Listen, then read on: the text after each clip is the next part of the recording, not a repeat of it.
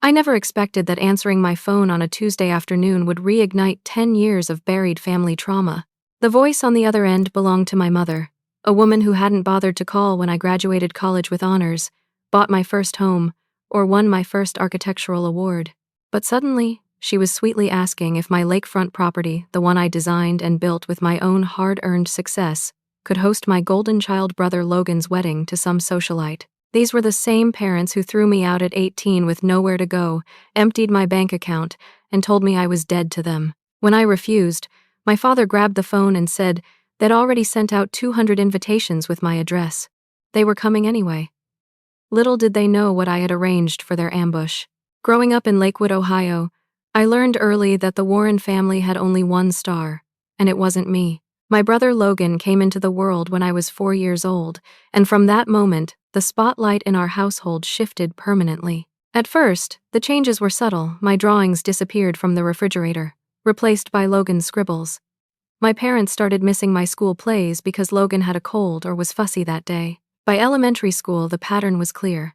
When I brought home straight A's on my report card, my mother would nod absently and ask if I'd seen Logan's finger painting from preschool. When I won the 6th grade science fair with a project on renewable energy that I spent weeks perfecting, my parents skipped the ceremony because Logan had a t-ball game. Logan has natural talent, my father would say proudly, ruffling my brother's hair. Has going places. The unspoken implication hung in the air. I wasn't. My teenage years only widened the divide. I joined every academic club available, hoping that achievements might finally earn their attention. Meanwhile, Logan struggled with basic subjects but excelled at baseball. Guess where my parents invested their time? When Logan turned 16, my parents surprised him with a brand new Ford Mustang, complete with custom detailing. He needs reliable transportation to baseball practice, my father explained, when I questioned how a 16-year-old deserved a $30,000 vehicle. That same year, I worked 3 part-time jobs to save for college shelving books at the library before school, waitressing after school, and tutoring on weekends. My parents never once offered to help. You're so independent, Christine.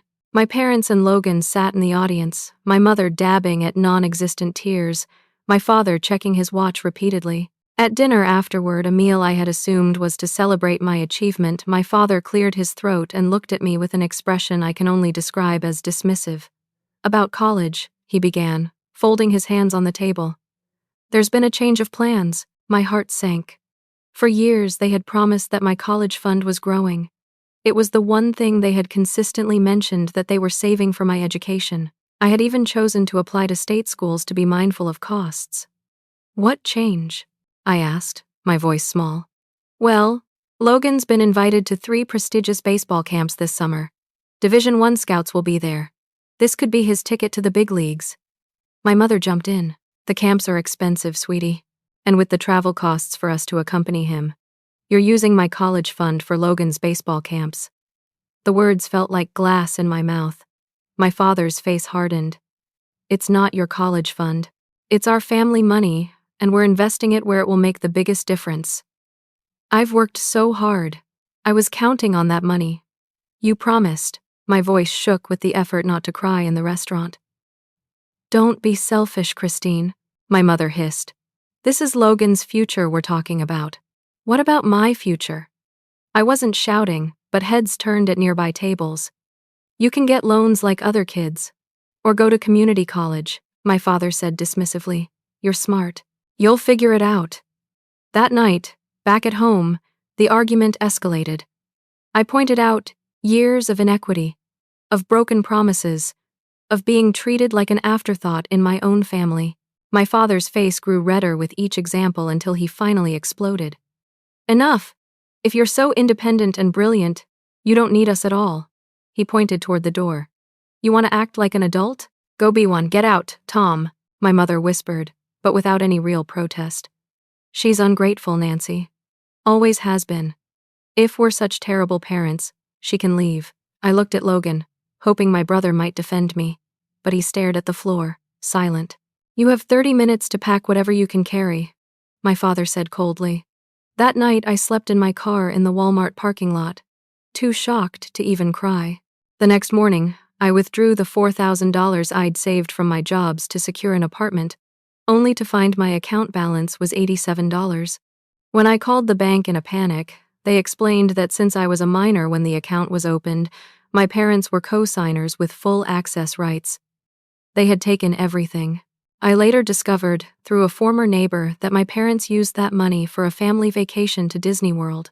There were photos on Facebook of the three of them smiling in front of Cinderella's castle while I was living out of my car, showering at the gym, and working double shifts to survive. The day I finally secured enough emergency financial aid to move into college housing, I stood in the empty dorm room and made myself a promise.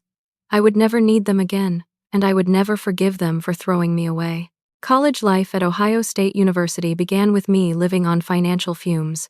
The emergency housing aid covered my dorm, but everything else, food, books, supplies, had to come from whatever I could earn. I found a job at the university library that allowed me to study during quiet periods, and on weekends, I waited tables at a busy campus restaurant. Sleep became a luxury, something I caught in 3-hour increments between classes and shifts. My architecture program was demanding, with endless studio hours and complex projects. Other students complained about the workload while taking weekend trips home for home-cooked meals and laundry service. I had no such safety net. Every dollar I earned went toward immediate survival or building a small emergency fund that I guarded fiercely. The isolation was sometimes overwhelming. While classmates received care packages and regular calls from home, my phone only rang with work schedule updates or financial aid notifications. Holidays were the worst. The dorms would empty, and I'd volunteer for extra shifts to avoid sitting alone in the quiet building. During my sophomore year, I took an advanced design theory course taught by Professor Diane Watson. She was formidable, brilliant, demanding, and unimpressed by excuses. When I nearly fell asleep during her lecture after working a double shift, she asked me to stay afterward. "Miss Warren, am I boring you?" she asked, arms crossed. I apologized profusely, explaining I had worked until 2 in the morning. "Student job?" she inquired. 2 of them, actually. Something in her expression softened. "Walk with me to my office." That afternoon changed everything. Diane listened, really listened, as I explained my situation. Instead of pity, she offered practical help. A research assistant position that paid better than the library with more flexible hours. She connected me with scholarship opportunities I hadn't known existed. Most importantly, she became the mentor I desperately needed. "You have extraordinary talent, Christine," she told me after reviewing my portfolio. "But talent alone isn't enough. You need someone in your corner." Over the next 3 years, Diane became the mother figure I'd never truly had. She pushed me intellectually, celebrated my achievements without reservation, and offered her guest room during holiday breaks. Through her connections, I secured an internship at Wallace Sustainable Design, a prestigious firm, pioneering eco-friendly luxury architecture. My senior thesis project, a zero-carbon footprint lakeside home that incorporated the natural landscape, caught the attention of several firms.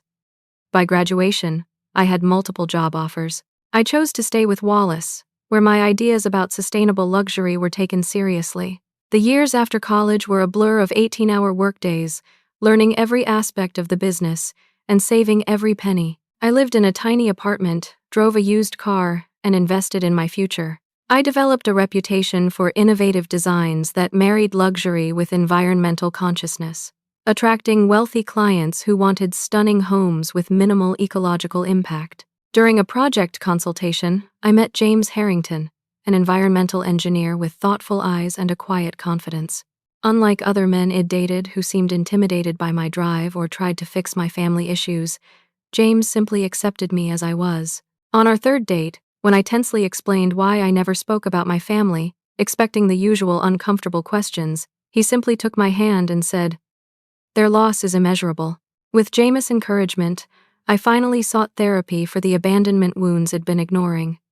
Dr. Samantha Reeves helped me understand that my worth wasn't determined by my parents' inability to value me. The process was painful, unpacking years of questioning why I wasn't enough, why my achievements never mattered, why they could discard me so easily. "You've been carrying their failures as your own, Dr. Reeves observed during one session. "What would happen if you put that burden down?" 5 years after being thrown out, I had saved enough to start my own firm, Warren Sustainable Designs. My client list grew steadily, as did my reputation for creating spaces that were both magnificent and environmentally responsible. James proposed the weekend my firm won its first major industry award, and we bought a modest house in a growing neighborhood. Then came the opportunity that would change everything. A stunning 7-acre lakefront property came on the market, severely underpriced due to structural issues with the existing house. Others saw problems. I saw potential. James and I pooled our resources, stretched financially, and took the risk. For a year, we lived in a small apartment while I designed and oversaw construction of my dream.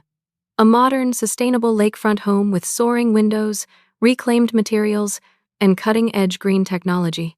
The house was featured in Architectural Digest, described as revolutionary and the future of luxury living. My firm expanded, hiring talented young architects who shared my vision. At 32, I had created everything I'd dreamed of: a loving marriage, a successful business, and a home that represented not just my professional achievements but my personal resilience. It was at the American Institute of Architects' annual awards ceremony that my past crashed back into my present. I was receiving the Innovation in Sustainable Design Award, standing on stage thanking my team, James, Diane, and others who had supported my journey, when I spotted them in the audience, my parents and Logan, watching me with expressions I couldn't quite read. After the ceremony, as colleagues congratulated me, they approached. "Christine, darling." My mother embraced me as if the past decade hadn't happened. "We are so proud of you." My father extended his hand. "Impressive speech. Always knew you'd do well." Logan stood awkwardly behind them, now a man in his late 20s rather than the teenager I remembered. I stood frozen, James' hand supportive at my back, as my mother chatted about how they'd seen the magazine feature and just had to come congratulate their successful daughter. The conversation became surreal when I realized they weren't there to apologize or reconnect. They wanted introductions to the wealthy clients and industry leaders mingling nearby. "Tom Warren," my father said, extending his business card to the CEO of a major development company I'd just finished a project for. "Christine's father."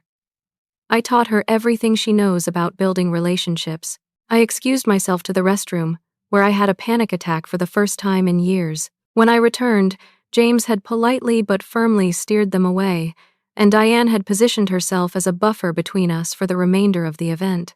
They sent a generic Christmas card that year with no personal note, just their printed names. I filed it away with the business cards they'd distributed at my award ceremony, evidence of their continued inability to see me as anything but a means to an end. I had no idea that 3 years of silence later, they would call with the most audacious demand yet. The call came on a Tuesday in April. I was in my home office reviewing blueprints for an eco-resort in Colorado when my phone lit up with an unfamiliar number. Normally, it'd let it go to voicemail, but we were expecting contractor bids that day. "Warren Sustainable Designs, this is Christine." "Christine? It's Mom." The 2 words sent ice through my veins. I hadn't heard my mother's voice in 3 years, not since the awards ceremony ambush. My hand tightened on the phone. "How did you get this number?" My voice was steadier than I expected. "Oh, Logan had it. Listen, sweetie, I have wonderful news." Her voice carried that artificial brightness I remembered from childhood, the tone she used when asking for favors. "Logan is getting married." I remained silent, waiting for the actual reason behind this unexpected contact. "Isn't that exciting?" "He proposed to Amber last month. Her father is Gregory Phillips, you know, Phillips Development. They're practically Lakewood royalty. The wedding is going to be absolutely spectacular. Congratulations to Logan," I said neutrally. "Is there something you needed from me?" "Well, yes, actually." Her voice shifted subtly. "We've been looking at venues, but nothing seems quite right for the vision Amber has.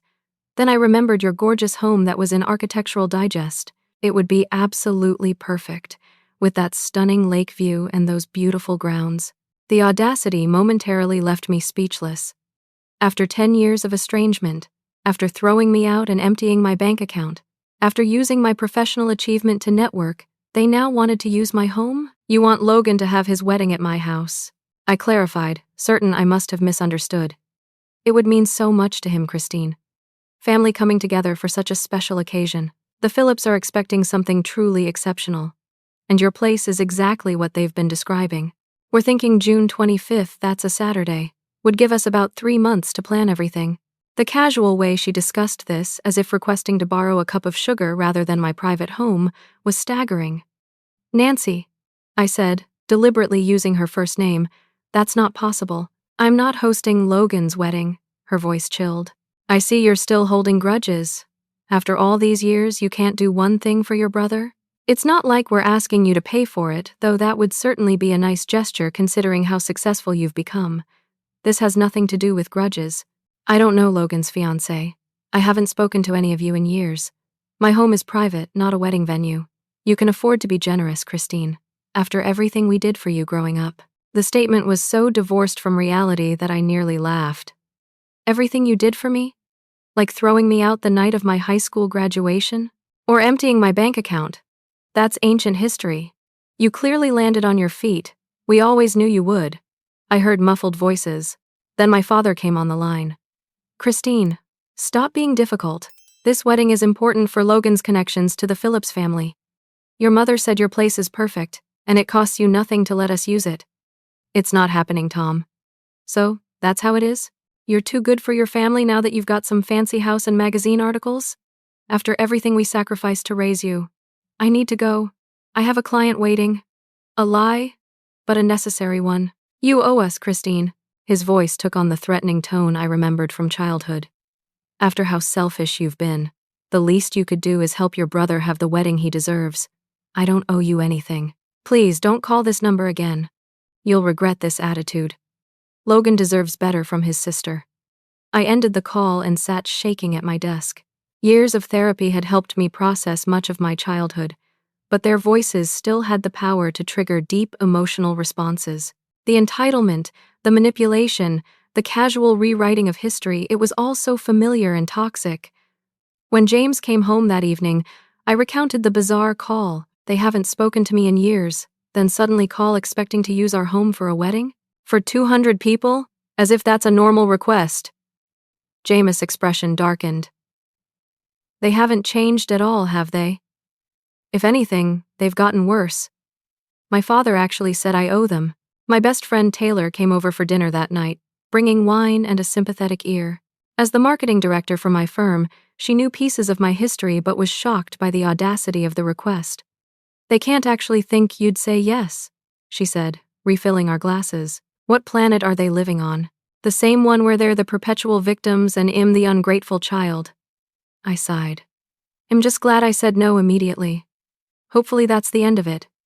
It wasn't. 3 days later, I received a text from an unknown number. Hi, Christine. This is Amber, Logan's fiancé. So excited about using your gorgeous home for our special day. Quick question, how many boats can dock at your private pier? We're thinking of a water arrival for the wedding party. Before I could respond, another text came from a different unknown number. Hello, from the mother of the bride. Nancy has told me all about your lovely property. Hello, I'm delighted to assist you with our voice services. Choose a voice that resonates with you.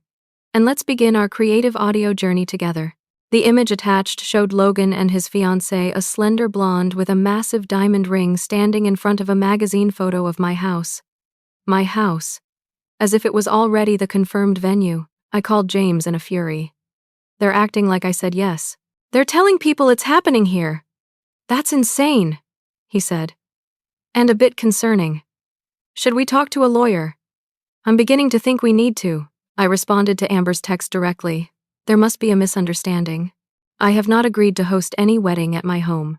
Please contact Logan about this immediately. Her response came quickly. Oh, how embarrassing. Nancy and Tom said everything was arranged. Let me talk to Logan right away. I wanted to believe this would clear things up.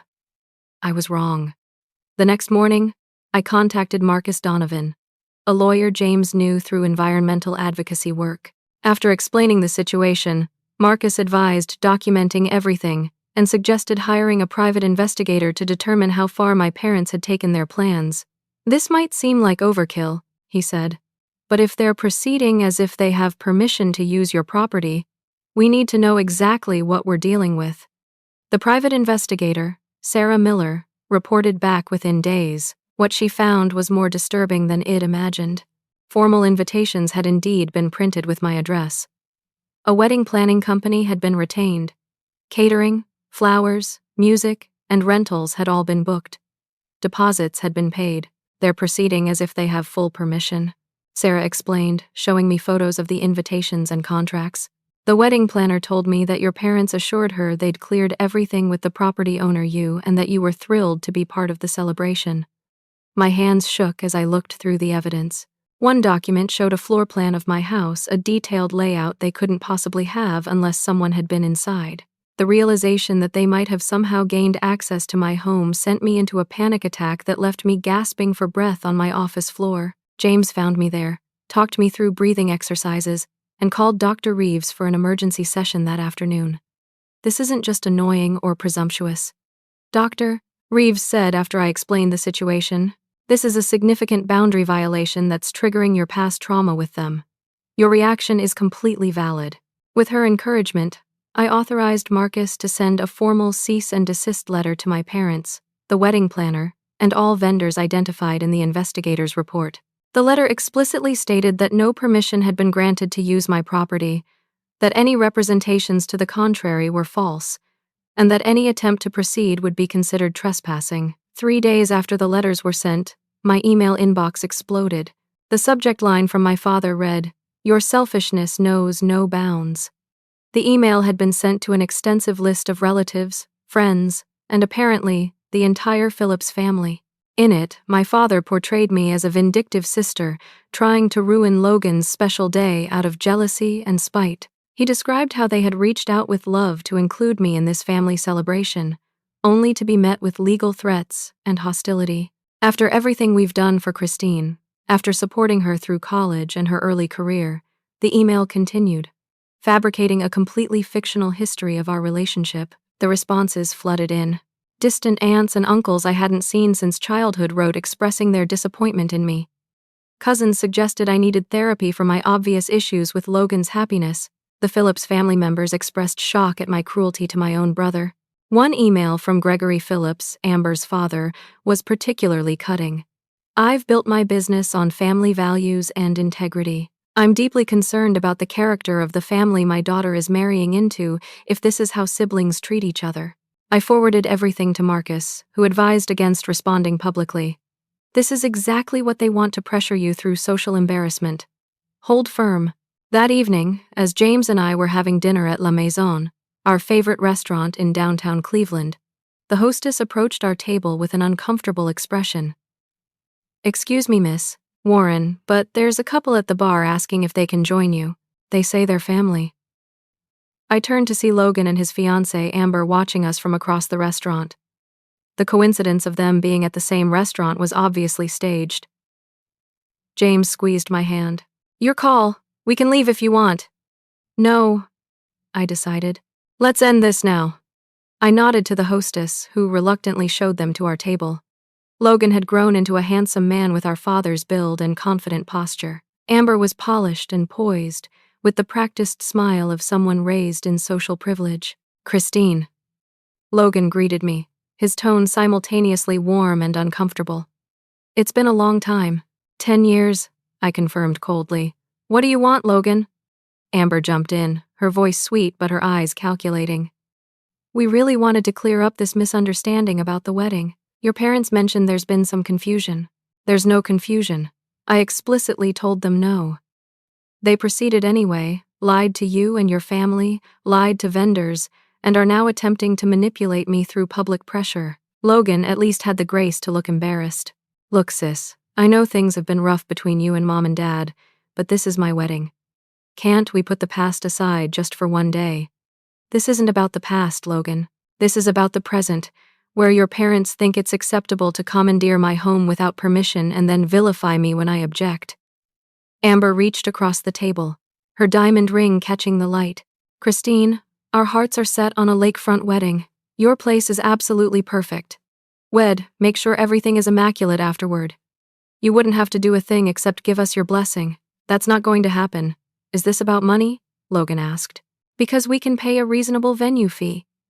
The suggestion that this was a financial negotiation rather than a fundamental violation was the last straw. "This isn't about money, Logan. This is about respect, something this family has never shown me. I've said no." "That should be the end of the discussion. You're really going to do this?" Logan's expression hardened. After everything they sacrificed for you, they gave you everything growing up while I had to earn every bit of attention. The statement was so delusional that I actually laughed. Is that what they told you? That I was the favored child? They remortgaged the house to pay for your college, Christine. They've talked for years about how guilty they feel that they couldn't do the same for me because you drained them financially. The revelation of their lies struck me physically, like a slap.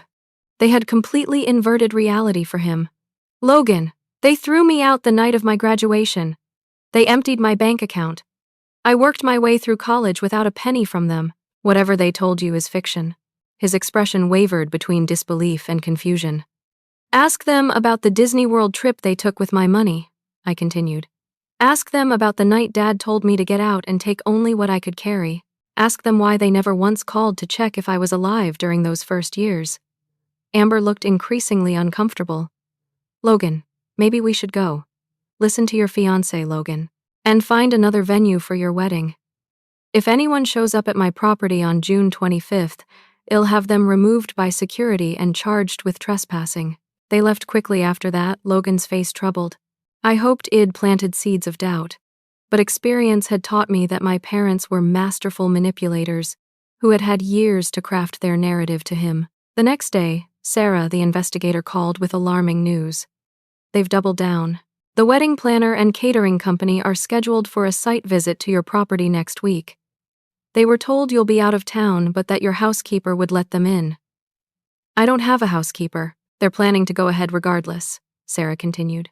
From what I can gather, they believe you'll relent when faced with the social embarrassment of turning away guests on the actual day. This wasn't just stubborn entitlement anymore. This was a calculated attack, designed to force my compliance by any means necessary. That night, as James and I discussed options with Marcus on a conference call, a new strategy began to form in my mind. One that would end this situation definitively, while revealing the truth my parents had worked so hard to hide. The morning after our confrontation with Logan and Amber, I called Professor Diane Watson, who had remained a trusted mentor and friend through the years.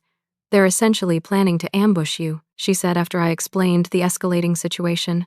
They're counting on social pressure and your natural aversion to public conflict. Marcus suggested we simply leave town that weekend and have a security company block access to the property. I explained, but that feels like running away. It's a practical solution, Diane acknowledged, but it doesn't address the underlying issue. They'll paint you as the villain no matter what. The question is, what do you actually want from this situation, Christine? Her question gave me pause. What did I want? Not a relationship with my parents, too much damage had been done. Not revenge exactly, but the truth, I finally answered. I want people to know the truth. Logan, Amber, the extended family, they've all been fed lies about who I am and what happened. I'm tired of being the villain in a story I never wrote. Then perhaps the solution isn't to block the wedding, Diane suggested carefully, but to transform it into something else entirely. That afternoon, James and I sat down to develop a comprehensive strategy. Instead of simply preventing the wedding, we would allow guests to arrive, but for an entirely different event. One that would expose the truth while still taking the high road. If we're doing this, James said, we need allies. Our first call was to Uncle Frank, my father's estranged brother. Growing up, we rarely saw Uncle Frank, and my father spoke of him with contempt as the family failure. As an adult, I'd pieced together that Frank had likely experienced similar treatment to mine, pushed aside when he didn't meet my father's expectations. Finding him took some detective work, but eventually I located him in Pittsburgh, where he worked as a high school guidance counselor. When I explained who I was and why I was calling, there was a long silence on the line. I always wondered what happened to you, he finally said. Tom told the family you'd cut everyone off after some kind of breakdown during college. That's not even remotely true, I replied, and proceeded to tell him my actual story. I wish I could say I'm surprised. He sighed. Tom did something similar to me years ago. Told everyone I'd stolen money from our parents when in reality, I'd confronted him about doing exactly that. Uncle Frank agreed to help, offering to reach out to relatives who might be receptive to the truth. Not everyone bought Tom's version of events, he explained. Some people just didn't know how to find you. Our next strategic move was more delicate. Through Sarah's investigation, we had obtained contact information for Amber's mother, Patricia Phillips, I debated how to approach her. The last thing I wanted was to hurt Logan's relationship if he was truly unaware of my parents' machinations. I decided on transparency. I wrote Patricia a careful email explaining the situation factually, without emotion or accusation toward Logan. I attached documentation, the cease and desist letters, screenshots of communications, and a timeline of events. I emphasized that my issue was solely with my parents' actions, not with Logan and Amber's relationship. Her response came the same day. Miss Warren, I appreciate your candor. Gregory and I were indeed unaware of these circumstances. Rest assured we will be discussing this with Amber immediately. This is not how our family conducts business or personal affairs. With these pieces in motion, James and I met with Marcus to finalize the legal aspects of our plan. We arranged for time off work during the wedding week. We upgraded our home security system and hired a professional security team for the event day. Most importantly, we began organizing an alternate event, one that would serve as both revelation and redemption. Are you sure about this? Marcus asked as we reviewed the final plans. It would be much simpler to just prevent access to your property. I'm sure, I replied. This ends now. On my terms. 3 days before the planned wedding date, I received a call from a number I didn't recognize. It was Logan. Christine. His voice sounded strained. We need to talk. We agreed to meet at a coffee shop halfway between our homes. When I arrived, Logan was already there, looking tired and conflicted. I talked to Uncle Frank, he began without preamble. And I spoke with Mom and Dad about what you said at the restaurant. I waited, giving him space to continue. They denied everything, of course, said you were always dramatic, always twisting things. He stared into his coffee, but then I found something when I was helping them clear out some old storage. Bank statements from when you were 18, showing a withdrawal of almost exactly $4,000 right after your graduation. And a receipt for Disney World tickets from the same week. My heart pounded as Logan continued. I confronted them. Dad got angry, said I was betraying them by taking your side. Mom cried and said I couldn't understand how difficult you were back then. He finally looked up at me. I don't know what to believe anymore, Christine. But I do know they lied about the wedding. They told me months ago that you were thrilled to host it, that it was your suggestion. I only found out about the cease and desist letter when the wedding planner called me in a panic. What did Amber say when she found out? She's furious. Not with you, with them, and with me for not verifying everything directly with you from the start. Her parents are talking about postponing the wedding entirely. I felt a wave of sympathy for my brother, caught in my parents' web of manipulation. I'm sorry, Logan. I never wanted to disrupt your relationship. What am I supposed to do now? We have 200 people expecting a wedding on Saturday.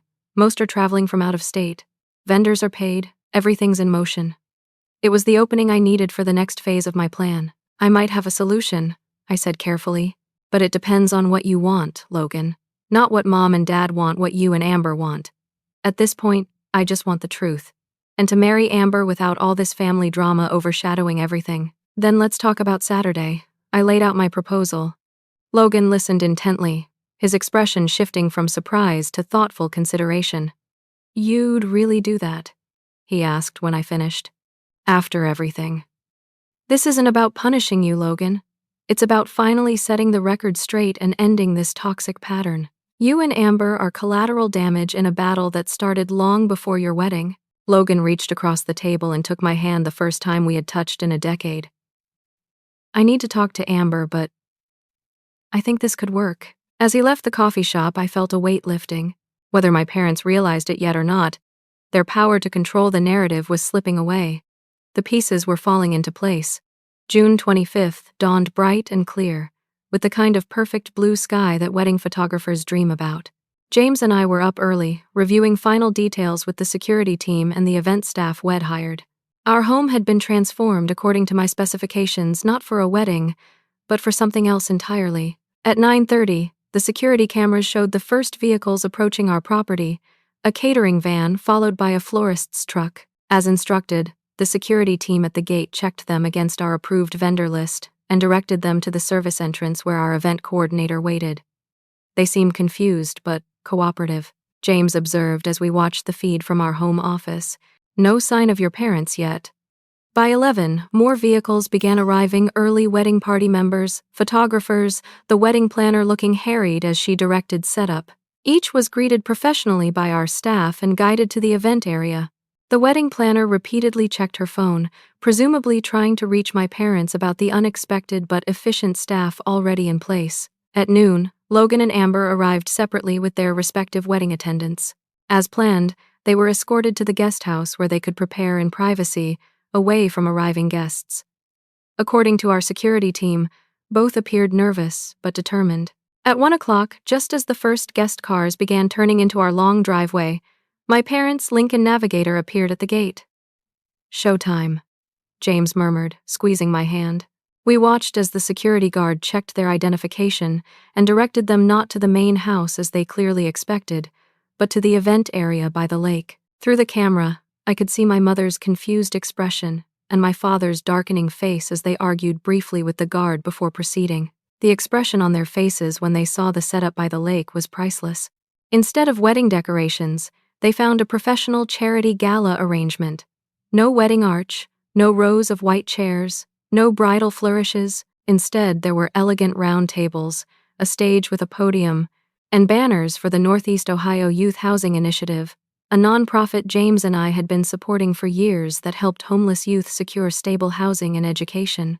My mother grabbed the nearest event staff member, gesticulating wildly. My father stormed toward the house, only to be intercepted politely but firmly by security, explaining that the main house wasn't open to event guests.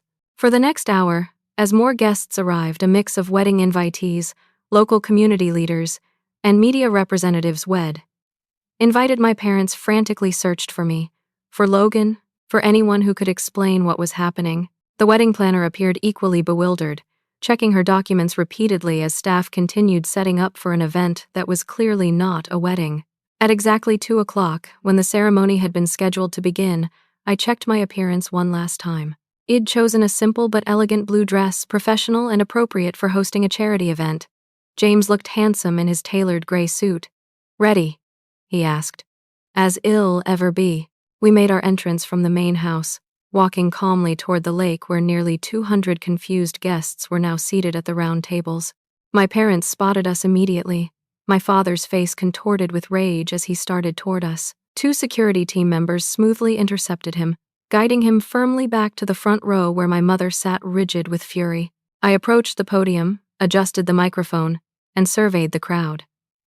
Family members I hadn't seen in a decade. Logan's friends. The Phillips family looking bewildered. Local business leaders and media representatives, all waiting for an explanation. "Good afternoon, everyone. My name is Christine Warren. This is my home, and I'd like to welcome you all to the first annual fundraiser for the Northeast Ohio Youth Housing Initiative." Murmurs rippled through the crowd. I continued, my voice growing stronger. "I understand many of you came expecting to attend a wedding between Logan Warren and Amber Phillips. I'm afraid there's been a significant misunderstanding that needs to be addressed before we proceed with today's actual event." I detailed, calmly and factually, the true history. How my parents had thrown me out at 18, emptied my bank account, and cut all contact. How they had fabricated stories about supporting me through college when in reality, I had worked multiple jobs and survived on scholarships. How they had attempted to commandeer my home without permission and responded to my refusal with manipulation and lies.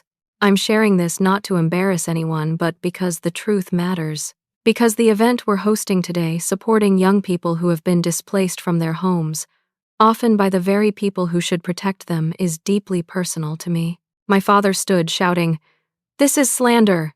You ungrateful Mr. Warren!" One of the security guards interrupted smoothly. "If you cannot control yourself, we'll need to escort you from the property." The crowd was stunned, eyes moving between me and my raging father. I continued steadily. "Today isn't about the past. It's about creating a better future for young people who find themselves alone and without support." Before we continue with our fundraiser, however, there are 2 people who deserve to have their special day acknowledged. I gestured toward the guest house, where Logan and Amber now emerged, not in wedding attire but in clothes appropriate for our charity event. Logan and Amber have made a difficult but principled decision. When they learned the truth about how this venue was secured through deception rather than permission, they chose to postpone their wedding rather than proceed on a foundation of lies. Logan stepped forward, taking the microphone. His voice shook slightly. Many of you traveled far to celebrate with us today, and for that, we're grateful.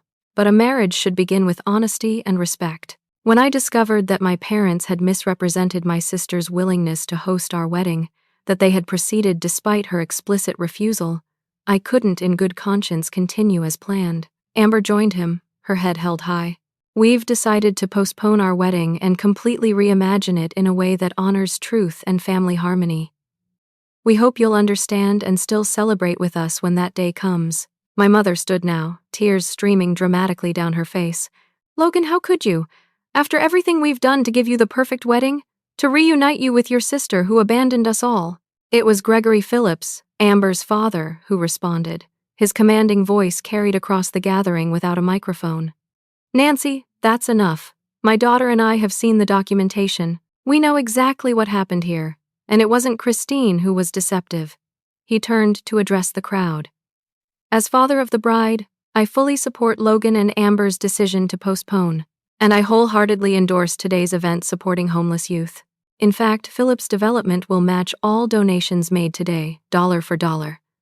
A smattering of applause broke out, growing stronger as people processed what was happening. My parents sat in stunned silence, their power play completely dismantled.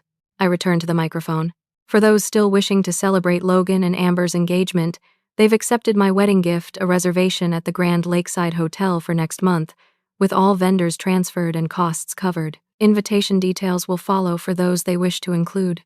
The implication was clear. Some people in this crowd specifically, my parents would not be receiving those new invitations. Now, I invite you all to stay and support an incredibly worthy cause. We have wonderful food, live music, and most importantly, the opportunity to hear directly from young people whose lives have been transformed through stable housing and support. As the event transitioned smoothly into the charity gala we'd planned, my parents made a desperate attempt to salvage their dignity, approaching Logan and Amber with forced smiles for a private conversation. From my position near the stage, I couldn't hear the exchange, but I could see Logan's firm headshake, Amber's resolute expression, and my parents' eventual retreat toward the parking area, escorted by security who ensured they left the property entirely. Throughout the afternoon, various relatives approached me hesitantly, offering tentative reconnections. Uncle Frank made introductions, vouching for those who had genuinely been misled about my circumstances. The Phillips family, to my surprise, went out of their way to establish warm relations, with Gregory pulling me aside to apologize for initially believing my parents' narrative. I know something about difficult family members, he confided. You've handled this with remarkable grace. As the sun began to set over the lake, casting golden light across the gathering, Logan found me near the refreshment table. Can we talk? He asked. We walked along the lake shore, away from the crowd. I owe you an apology, he began. Not just for the wedding fiasco, but for years of not questioning their story about you. You were a child when I left, Logan. They controlled the narrative. Still, I should have reached out as an adult, tried to find your side of things. He kicked at a pebble. I've been thinking about my childhood, about how they always positioned you as the problem. I think they needed a scapegoat and a golden child to maintain control. It was never about either of us, it was about them. The insight surprised me. That's a pretty mature perspective. He shrugged. Therapy started last year when the pressure about this wedding began triggering anxiety attacks. He looked at me directly. I'm getting married next month, Christine. I'd really like my sister to be there. The simple request, delivered without manipulation or guilt, broke something open in my heart. I'd like that too, Logan. As we rejoined the party, I felt a profound shift. The day that was supposed to be my parents' ultimate power play had instead become a moment of truth, reconciliation, and community support for vulnerable youth. As the fundraising total flashed on the screen, over $300,000 raised in a single afternoon, I realized that sometimes the most powerful response to pain is to transform it into purpose. The weeks following what the local paper called the gala that changed two families were a whirlwind of activity and emotion. The event had raised not only substantial funds but significant awareness for youth homelessness in Northeast Ohio. 3 local businesses had committed to apprenticeship programs for at-risk youth. A developer had donated land for transitional housing. And most personally satisfying, 5 young people who shared their stories at the gala had received private donations to complete their education. My parents remained conspicuously silent. Through family grapevine, I heard they had retreated to their vacation condo in Florida, telling neighbors they needed space after their ungrateful daughter's public betrayal. Their narrative hadn't changed, but crucially, fewer people were believing it. 2 weeks after the gala, Logan invited James and me to dinner with him and Amber at a quiet restaurant in Cleveland. Away from the drama and public spectacle, we began the slow process of getting to know each other as adults. "I've been going through old photo albums," Logan said over dessert. "It's strange seeing my childhood through new eyes. There's a picture from my 10th birthday. I'm opening this enormous gift, and you're in the background, obviously doing the dishes. I never noticed before how often you were working in family photos while I was being celebrated." "That's not on you, Logan," I assured him. "Kids aren't supposed to notice those dynamics. Still, I wish I had. Maybe things would have been different." Amber, who impressed me with her directness and warmth, took his hand. "We can't change the past, but we're rebuilding now. That's what matters." She turned to me. "We've been completely reimagining our wedding. Something smaller, more meaningful. And we both want you to be part of it, Christine, not as a venue owner, but as family. As Logan's sister." The invitation touched me deeply. "I'd be honored." Logan cleared his throat. "There's something else. I went to see Mom and Dad yesterday." My stomach tensed automatically. "I told them they need professional help if they want to be part of my life going forward. That I won't allow them to continue their behavior or their lies." "How did they take it?" I asked, though I could imagine. Dad exploded. Mom cried. "They both blamed you for poisoning me against them." He shook his head. For the first time, I could see the manipulation for what it was. "I left their house telling them to call me when they're ready to get counseling and make amends. To both of us. The fact that Logan had stood up for me, had made his continued relationship with them conditional on how they treated me, was more healing than 1,000 therapy sessions." Over the next few months, Logan and I met regularly, sometimes with James and Amber, sometimes just the two of us, piecing together our separate histories and finding common ground as adults. "Hello, I'm delighted to assist you with our voice services. Choose a voice that resonates with you, and let's begin our creative audio journey together." Held at a small historic chapel with a reception at a local vineyard, the guest list included only 75 people who truly supported their relationship. James stood as a groomsman. I was honored to be asked to give a reading during the ceremony. My parents did not attend. According to Logan, they had refused his conditions, insisting they had nothing to apologize for. While he had extended an olive branch by informing them of the date and location, he had made it clear that attendance would require acknowledgement of past wrongs and respectful behavior toward me. They had chosen absence over accountability. The wedding was beautiful in its authenticity. Amber glowed in a simple gown. Logan's vows brought tears to every eye as he promised to build a family based on honesty, respect, and unconditional love. At the reception, I found myself seated with Amber's parents, who had become unexpected allies in this family reformation. "We admire how you've handled all of this," Patricia Phillips told me. "You could have simply blocked everyone out after what your parents did, but instead you created a path to something better." "It wasn't my original plan," I admitted, "but I'm grateful for how it's unfolding." 6 months after the failed wedding attempt and successful charity gala, our transformed family gathered at my lakefront home for Thanksgiving, a holiday I had spent alone or with Jameis' family for the past decade. Logan and Amber drove up from Columbus, where they had settled after honeymoon. Uncle Frank and his family came from Pittsburgh. Diane joined us as the surrogate mother she had become to me. Several cousins brought dishes and partners. As we prepared to sit down for dinner, Logan stood to offer a toast. "To chosen family," he said, raising his glass.